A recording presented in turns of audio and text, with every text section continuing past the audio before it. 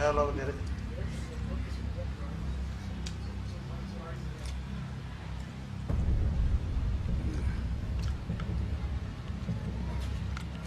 انت بتبدأ بالراس كمان.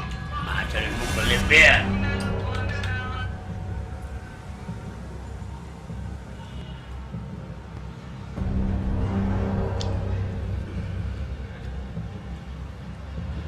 كفايه ان انت كلت اهم. ما ترجعش تلعب. لا ما تخافش، ما تخافش.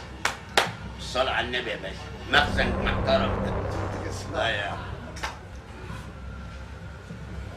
طبعا يا معلم حيدر، دلوقتي احنا شفنا وانت بتعمل بالصاروخ وشفنا وانت بتعمل بالشنيور. هقول لك على حاجه بقى، دي بيني وبينك. تمام. انا وانا جاي في الطريق وجاي رايح لحيدر ابو جديد، انا نفسي من جوايا مش مقتنع باللي بيحصل. يعني عمال اقول برضه ممكن يكون في خدعه، ممكن يكون مش عارف ايه. جينا لحد الحداد، شفنا الحداد وشفنا الصاروخ وهو شغال، لدرجه ان انا حتى لما جه على ايديا لسعني لسعه مش طبيعيه. تمام. ازاي استحملته على وشك، ازاي استحملته على ظهرك. انا ما صدقت الشنيور خدته وبرضه ضربت الشنيور في ظهرك لدرجه ان انا اضغط اضغط اضغط برضه مفيش، ولقيتك استحملت. وجينا عملنا الحجر وعملنا العرض اللي تحت الازاز وعملنا كل الكلام ده، وفعلا احنا مش متخيلين اللي بيحصل ده. انتقلنا لحد دلوقتي وجينا قعدنا هنا. عايزك بقى تقول لي انت هتعمل ايه الاول قبل ما تعمل اي حاجه.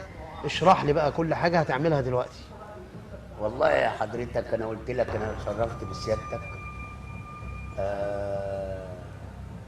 لان الدكتور مصطفى بدران راجل محترم، وانا رحت القناه قبل كده. كفايه ملاجيتك ليا يا باشا، انا ورجالتي اللي كانوا معايا. فلما انت قلت لي ده انا جاي لك وجاي لك مفاجئ، فانا عامل حسابي بره انت جاي في اي وقت. ويمكن انت سالت ناس في الشارع وشفت بعينك وانت اللي عملت. ويمكن تحت شفنا عملنا ايه في المدخل. العقرب مع كبرها كده وسمها وجزازانها اتكلت على مرتين او ثلاثه.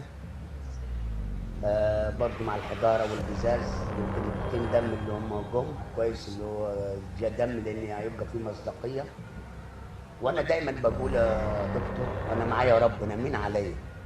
طبعا. وحاجه ثانيه انت بتقول لي انا ما شفتش قبل كده. لا، في يا دكتور، مصر مليانه، مصر ولاده، فيها وحوش وفيها صخوره وفيها نصوره. وبمناسبه وجودك معايا وجود القناه، انا اشكر الرئيس السيسي على الافتتاحات اللي عملها لنا في 30 يونيو، كل الانجازات، على كل الانجازات اللي اتعملت، على كل مصر الجديده اللي اتبنت.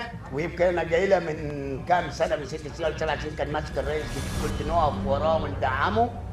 والحمد لله حضرنا برضو الانجازات وحضرنا بتاع. حتى لو احنا ما حضرناش ده كله، ده عيلتنا هتحضر. وربنا يخلي لنا جيش مصر وشرطه مصر ودكاتره مصر، ويخلينا كل راجل شريف في مصر. وتحيا مصر تحيا مصر. واحنا اصلا العرض اللي عاملينه ده ترويج السياحه لمصر. احنا اعظم بلد عشان تبقى عارف، اعظم بلد واعظم رئيس هي مصر اساسا. أكيد. ومصر طبعا أكيد. ولاده يعني لو في حيدر ابو جديد مره، في 40,000 حيدر ابو جديد. ده انا اللي بقولها دي يا باشا، ده انا اللي بقولها، وده تواضع مني.